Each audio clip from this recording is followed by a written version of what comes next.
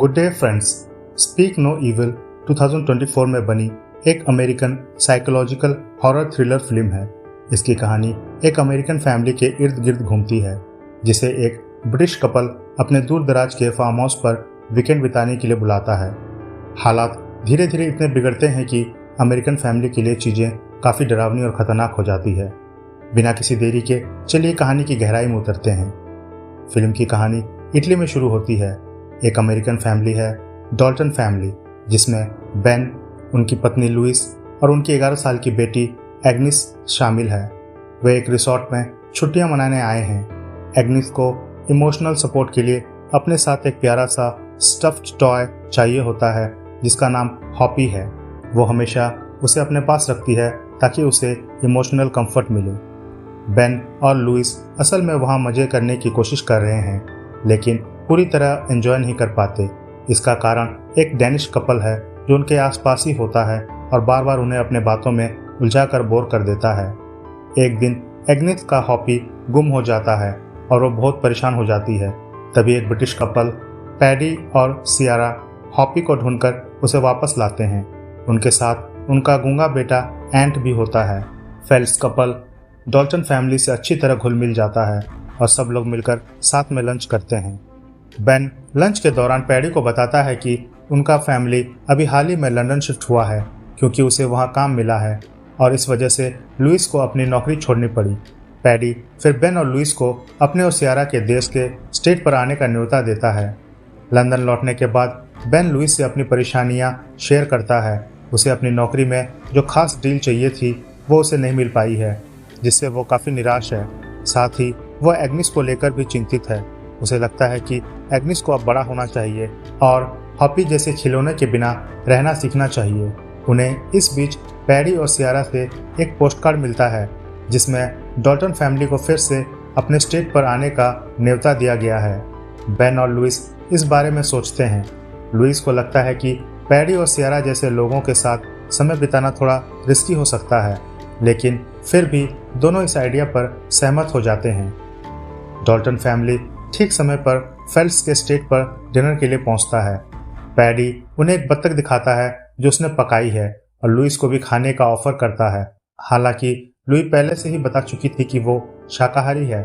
शिष्टता निभाते हुए लुइस एक छोटा सा टुकड़ा खा लेती है, लेकिन जैसे ही पैडी और सियारा ध्यान नहीं देते, वो उसे चुपके से थूक देती है। बाद में बेन कचरा फेंकने की पेशकश करता है।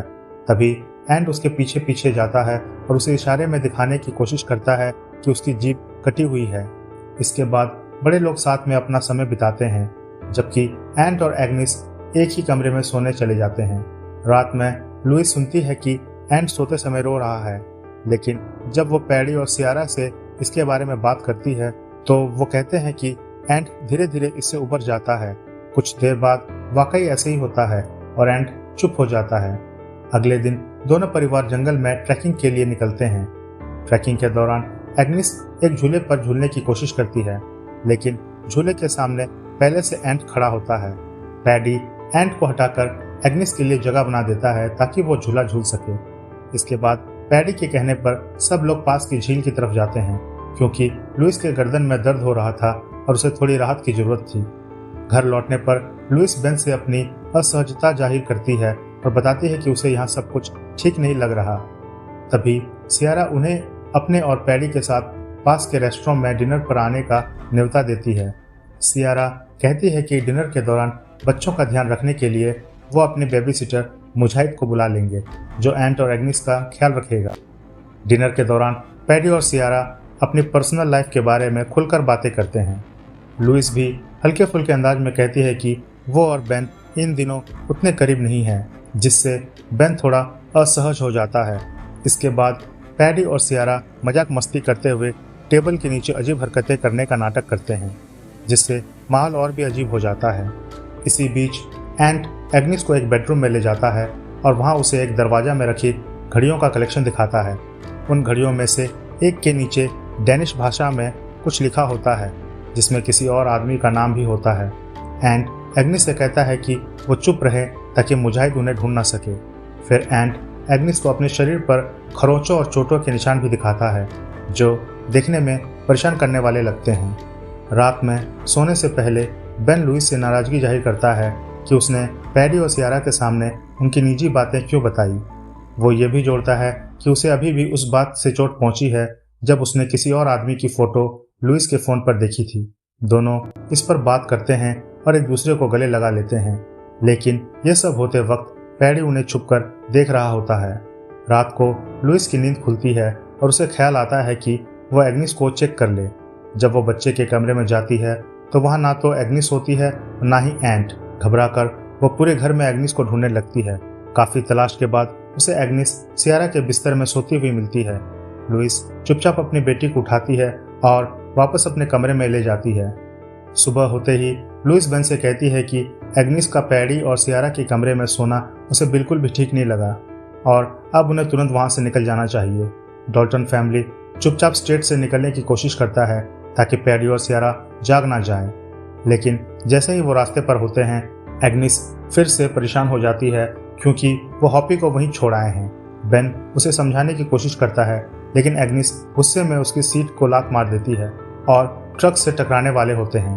बेन हार मानकर घर लौटने का फैसला करता है ताकि वो हॉपी को लेकर आ सके, लेकिन पैडी और सियारा पहले ही जाग चुके होते हैं और बिना अलविदा कहे जाने पर थोड़ा नाराज होते हैं।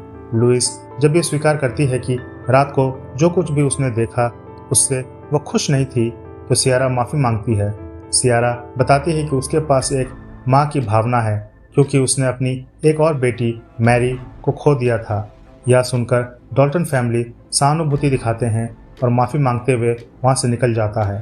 पैडी बेन को लोमड़ी के शिकार करने के लिए जंगल में ले जाता है, जबकि लुइस और सियारा बच्चे के साथ घर पर रहती है।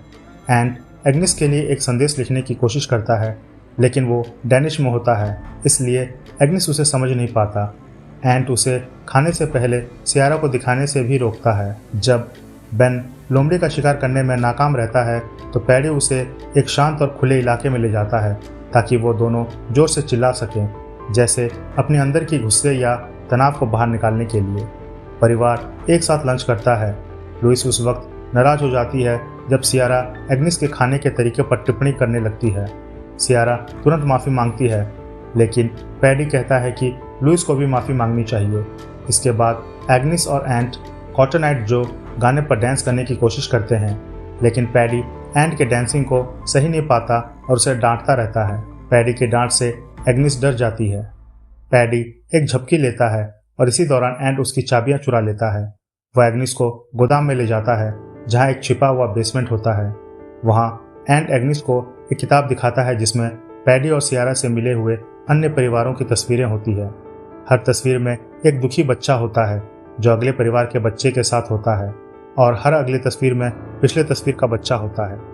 एंट एग्निस को इशारा करता है कि पैडी और सियारा ने उसकी जीभ काट दी है और वे उसे अपना अगला बच्चा बनाने की योजना बना रहे हैं, जैसे उन्होंने उनके माता पिता के साथ किया था। एग्निस परेशान होकर अपने फ़ोन पर उन तस्वीरों की फ़ोटो खींचती है और लुइस को दिखाने जाती है। इसी बीच पैडी जाग जाता है और एंट कोशिश करता है कि वो चाबियां वापस दे दें, लेकिन पैडी बेसमेंट का लैच खुला देख लेता है।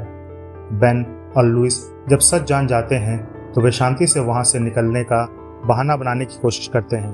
वो पैडी और सियारा को बताते हैं कि एग्निस को पहली बार पीरियड्स आए हैं, लेकिन जैसे ही वे बाहर निकलते हैं उन्हें पता चलता है कि उनकी गाड़ी का टायर फ्लैट है। पैडी टायर बदलता है, लेकिन तभी एग्निस फिर से देख लेती है कि हॉपी गायब है। पैडी दिखाता है कि वो डॉल छत के ऊपर गिरा हुआ है, इसलिए बेन सीढ़ी का इस्तेमाल करके उसे लाने जाता है। हॉपी फटा हुआ मिलता है, लेकिन एग्निस सिर्फ घर लौटना चाहती है। वे एंट से गेट खोलने के लिए कहते हैं ताकि वे जा सकें, लेकिन पैडी अपनी चाबियों से गेट खोल देता है। जैसे ही वो जाने लगते हैं एग्निस देखती है कि पैडी एंट को झील में फेंक रहा है। बेन दौड़कर एंट को बचाने जाता है, जबकि लुइस एग्निस के साथ गाड़ी चलाने की कोशिश करती है, लेकिन पैडी गेट बंद कर देता है। बेन एंट को बचा लेता है, लेकिन अब पैडी और सियारा लुइस और एग्निस को बंदूक की नोक पर बंधक बना लेते हैं। पैडी और सियारा डॉल्टन फैमिली को मजबूर करते हैं कि वे उन्हें अपना पैसा दें।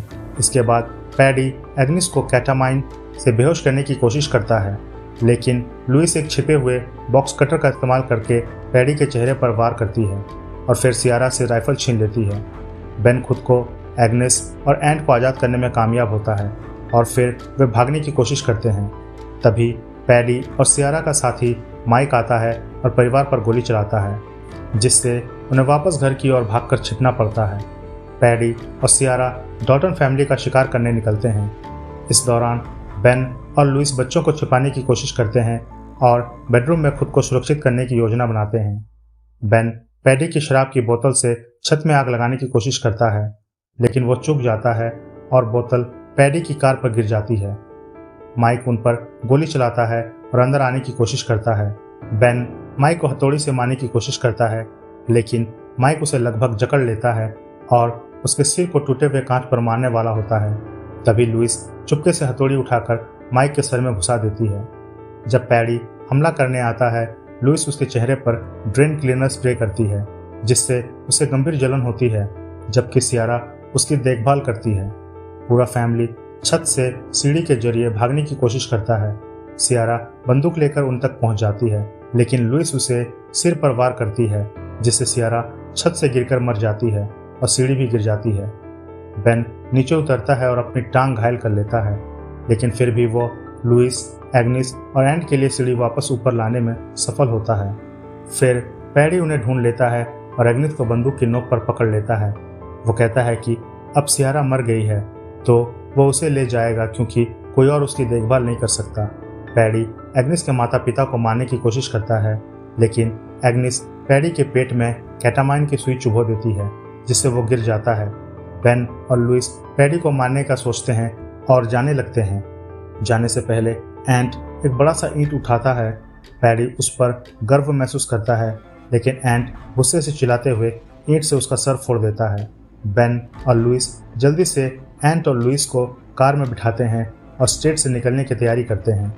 जाते जाते एग्निस अपना प्यारा हॉपी एंट को दे देती है, ताकि वो थोड़ा बेहतर महसूस कर सके। इसी के साथ हमारी कहानी का अंत होता है।